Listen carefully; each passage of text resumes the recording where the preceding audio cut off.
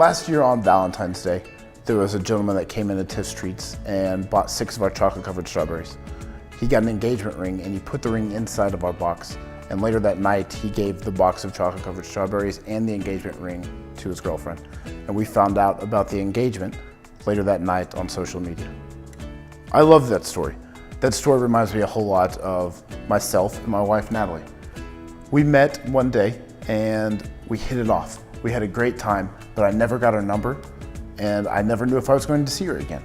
And she had no idea that I worked at Tiff Streets. The next day, she ordered a dozen cookies for herself, and I happened to be the delivery driver. So I knocked on the door and Natalie opened up the door. Makeup wasn't on and just completely startled of the situation. So a few seconds later, she opened the door again, kind of peered out, realized that I was the man that she met the night before. And at that point, she got her cookies, left me a great tip, and she gave me the guns and said, well, now you have my number. Why don't you call me sometime?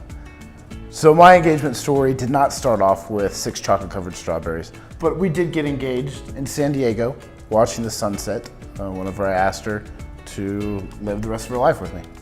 And he got the ring out, and before I said yes, I tried to grab at the ring and put it on my finger, and then realized I hadn't said yes yet.